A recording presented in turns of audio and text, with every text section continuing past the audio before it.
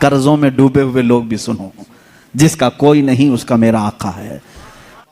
फरमाते हैं रावी कि एक शहर में एक ऐसा आदमी था, मुफलिस था लेकिन कर्जे लेता था लोगों से। एक आदमी से उसने कर्जा लिया था, अब खाया पिया खत्म हो गया, पैसे नहीं थे, कर्जा मांगने वाले आ गए। कर्जों में डूबे हुए लोग भी सुनो, जिसका कोई नहीं उसका मेरा आका है। वो शख्स कर्जे तो लिया था लेकिन दे नहीं पा रहा था। अब जो कर्ज खा आदमी है उसने धमकियां दी, नहीं दिया। उसके बाद उसने मुकदमा कर दिया काजी के पास, कोर्ट में तलब हुआ। कोर्ट में जाने के बाद काजी साहब ने पूछा कि इसका तेरे ऊपर कर्जा है? कहा हाँ है। कब अदा करेगा? कहा देख रहा हूं। कहां से अदा करेगा? है ही नहीं कुछ भी। काजी ने कहा कल तक की तुझे मोहलत देता हूं, अगर तू नहीं अदा किया तो तुझे जेल में डाल दूंगा, जा कहीं से भी लेकर क्या इसका कर्जा अदा कर। उसने बहुत रिक्वेस्ट किया, मुझे और लंबा टाइम दे, मेरे छोटे बच्चे हैं, बीवी हैं, कौन देखेगा। काजी ने एक नहीं सुनी, दरबार से निकाल दिया गया। एक दिन का टाइम, ऐसा शख्स कहां जाए, रास्ते में रोते हुए जा रहा था। एक बुजुर्ग से मुलाकात हुई। उस बुजुर्ग ने पूछा क्यों रो रहे हो? कहा ऐसा ऐसा मामला है। कहां से लाऊं? उस बुजुर्ग ने कहा एक काम कर, घर में जा, जब रात हो जाए अकेला बैठ, ताजदार मदीना पर दुरूद भेज। रसूल पाक सल्लल्लाहु अलैहि वसल्लम को अपने गम की दास्तान सुना, कुछ ना कुछ तो हल वहां से मिल ही जाएगा। लेकिन यकीन के साथ वो गया, डूबते को तिनके का सहारा। वो घर आया, शाम को अपनी बीवी बच्चों को जब उसने सुनाया तो सब गमगीन थे। एक दिन के बाद अगर बाप उनका जेल में चला जाए, उसका शोहर जेल में चला जाए, तो उनका घर कैसे चले। रात के वक्त तन्हाई में बैठ करके वो रोने लगा, बहुत रोया। सुबह का वक्त करीब आ रहा था, ख्वाब में उसे रसूल करीम सल्लल्लाहु अलैहि वसल्लम की ज़ियारत हुई। कहाँ कहाँ मेरे आका को ढूंढोगे? मेरे आका ने सच फरमाया, उबगूनी फी दुअफ़ाइकुम, तुम्हारे गरीबों में, कमजोरों में मुझे तलाश करो। रसूल पाक ने खुद फरमाया तुम्हारे गरीबों में मैं मिल जाऊंगा। अल्लाह के हबीब सल्लल्लाहु अलैहि वसल्लम ने उससे कहा क्यों रोता है, क्यों गम करता है? उसने कहा काजी ने मुझे धमकी दी है, कल तक अगर नहीं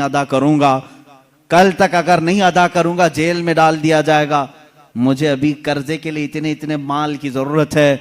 अल्लाह के नबी सल्लल्लाहु ताला अलैहि वसल्लम इरशाद फरमाते हैं, ए बंदे एक काम कर, शहर चला जा। शहर में जो बादशाह का वजीर है वो मेरा आशिक है, वो मेरा चाहने वाला है। उससे जाकर कह दे तुझे जितनी जरूरत है वो तुझे माल दे देगा, वो तुझे पैसे दे देगा। अब ये गरीब आदमी है, वजीर का दरबार बड़ा दरबार। इसने ख्वाब में ये पूछ भी लिया, आका अगर वो मुझसे सवाल करे तुझे रसूल पाक ने भेजा है तो मैं क्या दलील में बात करूंगा, दलील में मैं क्या चीज पेश करूंगा। हुजूर पाक ने ये तक भी बता दिया, फरमाया उसका एक राज है जो मेरे अलावा कोई नहीं जानता, मैं तुझे बताता हूं, उससे जाकर के कह देना।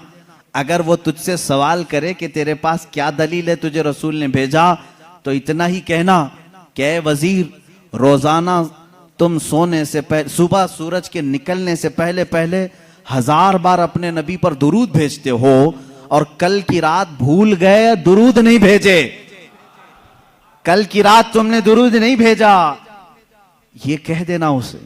ये बंदा गया सुबह उठ करके उस वजीर के दरबार में, बड़ा आलीशान दरबार था, गया मुलाकात का टाइम लेकर उस वजीर से कहा मैं ऐसा ऐसा गरीब आदमी हूं, मकरूज हूं, मुझे माल की जरूरत है, अल्लाह के नबी ने तुम्हारे पास भेजा है। वो गुस्से में आया, कहा फकीरों की अब ये आदत हो गई कि मांगने के लिए अल्लाह के नबी का नाम लेने लगे कि रसूल ने भेजा। उसने कहा ना, मैं झूठ नहीं कह रहा हूं, मुझे रसूल पाक ने यह भी बताया है कि तुम रोजाना 1000 बार हुजूर पर दुरूद भेजते हो। वो अपनी कुर्सी से उछल आया और उसने कहा ये बात तो मेरी बीवी को तक खबर नहीं है, किसी को नहीं मालूम। कहा क्या कहा रसूल पाक ने?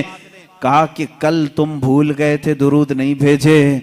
उसने कहा हकीकत में मेरे आका ने सच फरमाया, कोई जिंदगी की एक रात आज तक मेरी कज़ा नहीं हुई, कल मेरी जिंदगी में ऐसा दिन आया कि मैं दुरूद नहीं पढ़ सका, बहुत रोया, अपने खजाने के पास ले जाकर उसे खड़ा कर दिया।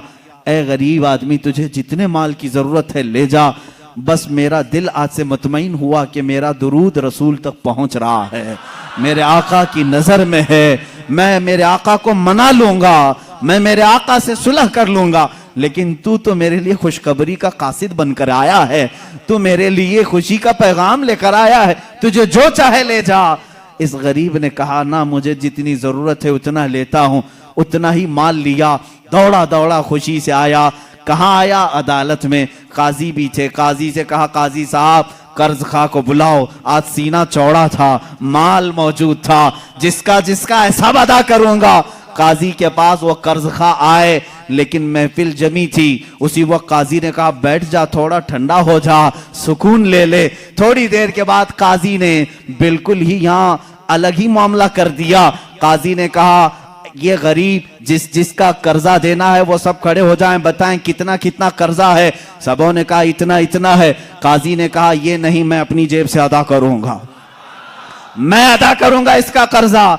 ये गरीब खड़ा होता है, कहता है, हाँ, कल तो जेल की धमकी, कल तो आप बंद करने की धमकी दे रहे थे, आज मेरी तरफ से कर्जा अदा करने की बात। काजी कहते हैं, कल तक मैं तुझे नहीं पहचानता था, कल जब रात गया मुस्तफा करीम की जियारत हुई, मेरे आका ने तेरी तरफ इशारा करके मुझे बताया कि ए काजी, तेरे पास दुनिया की बहुत दौलत है, उस एक गरीब का कर्जा तू अपनी जेब से अदा कर, मैं कल तुझे जन्नत के महल्लात बदले में अदा करूंगा।